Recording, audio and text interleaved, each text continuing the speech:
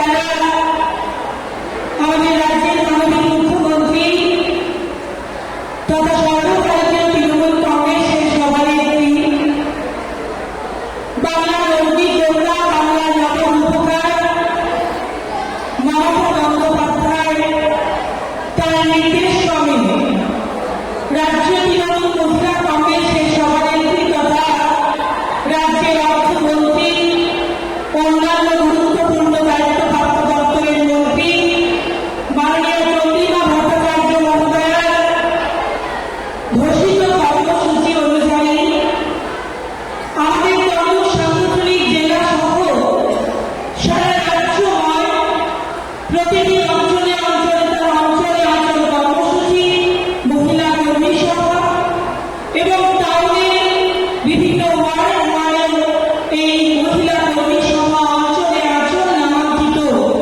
কর্মসূচিটি চলছে 1 মাস ধরে। 15 মে আমাদের এই কর্মসূচি সারা রাজ্য জুড়ে শেষ হবে। এরই মধ্যে আমাদের এই তমলুক সাংগঠনিক জেলার অত্যন্ত গর্বে তাম্রলিপ্ত পৌরসভা তমলুক শহর, যেই শহর বীরাঙ্গনা মাতঙ্গিনী হাজরার জন্মস্থান,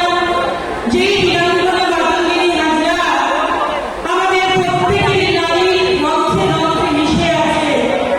যেই নারী মহিষী নারী, সেই জননী মাতঙ্গিনী হাজরা তিনি দেশকে স্বাধীন করার জন্য আজ থেকে কত বছর আগে একজন নারী হয়ে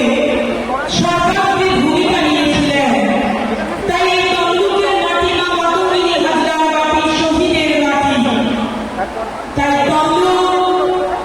একটা ইতিহাস, জাতীয় কংগ্রেস, জাতীয় সরকার তৈরির ইতিহাস।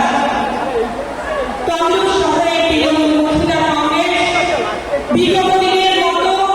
প্রত্যেক কর্মসূচি যেভাবে তারা গুরুত্ব সহকারে পালন করেছে, আমাদের সকলের প্রিয় অভিভাবক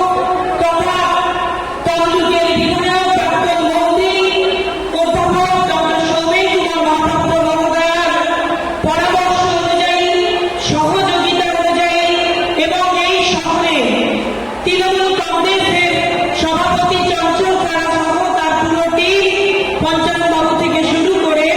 প্রত্যেকের সহযোগিতায় তমলুক শহর তৃণমূল